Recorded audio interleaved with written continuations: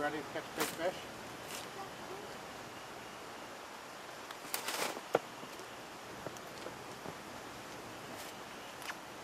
You have a fish? Not yet. Watch your bobber. You watching the bobber?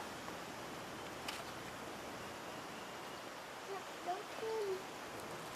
Okay, now wait.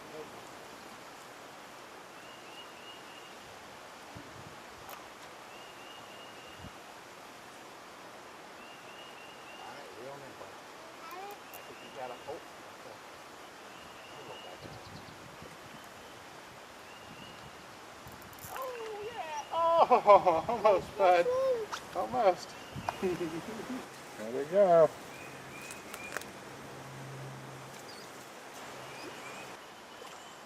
All right, reel him in, bud. You got it? Reel him in. All right. Come here and get him. Let's see the color in the fish. Bigger than the fish tank. Get Uncle Mike. Like fish, Uncle Mike. Sure. Go ahead and grab him from the bottom. You want me to get him? You got a fish on there. I got a fish Oh, on there. yep. Uh-oh. Hold your pole up. Oops. Got a mess now. And I got fish on there. Yeah, hold on a sec, bud. He bit it. Yeah. Reel him in. The fish is in there. Reel him in. Whoa. Whoa. What was that? That was your fish. Okay, let me untangle you, bud. Where's the fish? There he is.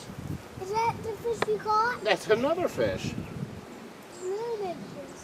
Yeah, that's another big fish. Okay, reel him in. Reel him in. You got a fish on. Reel him in. He bit it. Yeah, you got him on there. Reel him in, bud.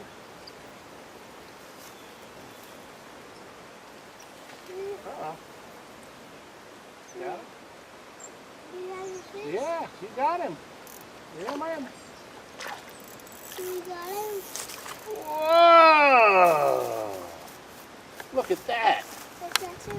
Yeah, well, wait a minute. We'll teach you a couple things about touching fish. Now, come over here.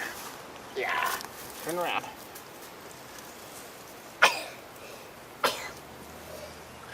Oh, bless you, buddy. Oh, he really swallowed that sucker. We're going to need Uncle Mike with his tweezers. Now, buddy, when you pick up this fish, you got to remember, they got spikes on top. Why? Well, they're sharp. Those are their protection, so when big fish eat them, they hit those spikes. So you always want to put your hand and hold the spikes down. And see, that's where the hook went. He swallowed it. I just saw him the fish.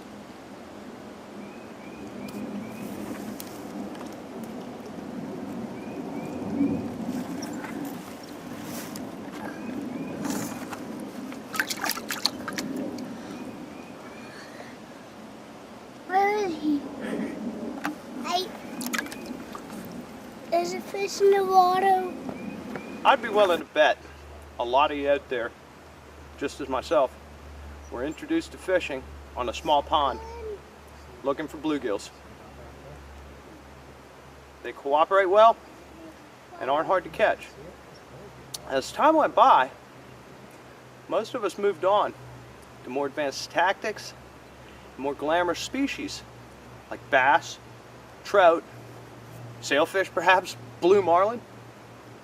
But how long has it been since you've been out on the water after the bluegill?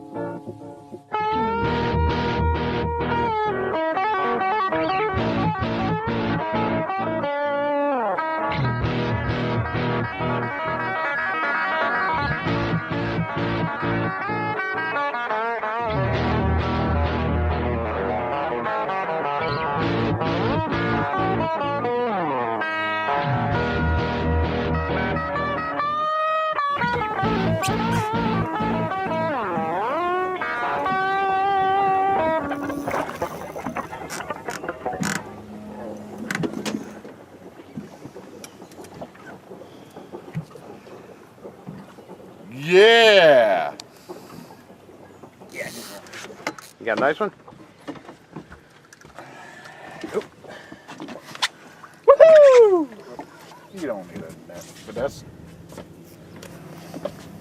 It's a frisbee.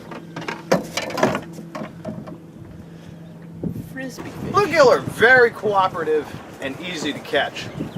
They can provide for an enjoyable afternoon on the water, and they can really be worth the effort when you're catching them in the 10 to 12 inch class. When you're looking for bigger bluegills, it's a good idea to avoid the smaller lakes and ponds where the fish become overpopulated and their growth is stunted. Look for larger impoundments that hold a species of predatory fish like walleye or pike that will thin the bluegill volume down and allow the remaining fish to grow to larger sizes. The best time to fish for them is in the early summer when they are nesting. Fish around areas of flat bottom or pea gravel where the grass breaks onto a flat to find their nesting areas. From there, it's just a matter of fishing like you have since you were a kid, with a weight and a night crawler.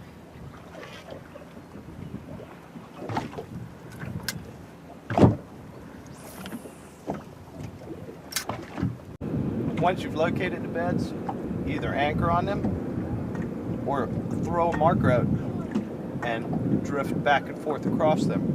When you feel the fish, tap, tap, tap.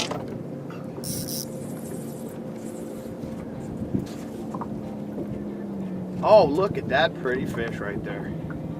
That is a big pumpkin seed.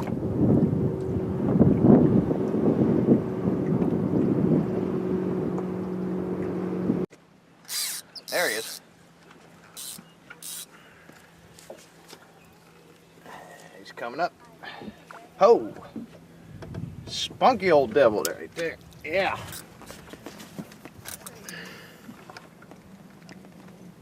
Now that's a big old bull bluegill right there. A lot of folks will prepare panfish by simply removing the head and entrails, scaling the fish, and preparing them that way. And there's nothing wrong with that. But when we get these big gills, I like to go ahead and fillet them. They're really worth the effort if you're dealing with a 10 or 12 inch bluegill. And since we're here on vacation, I've got my eye on that hot tub back there. And I don't want to spend the evening doing a food prep video. So what I've done is I've taken the fish, put them into a Ziploc bag, filled it with water, and then squeezed all the air out of it. Now I'm going to freeze these just like this, and it makes them a lot easier to carry them home. And they'll still be frozen when we get there, and you can just toss them right in the freezer. Now since I'm not making a food prep to end this video with, I'll make you a deal. I'll go after another critter later on this summer that we can use with these fillets and make a really special meal. Keep your eye on my website, www.camochairproductions.com.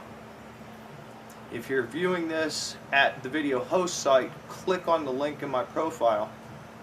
If not, just type this address into your browser and I'll get that video up of these gill fillets and another critter that I'm going to turn into something really tasty as soon as I have a chance to get out and get after them. Right now, I'm headed for that hot tub. Remember, if you get a chance, take a kid fishing this summer.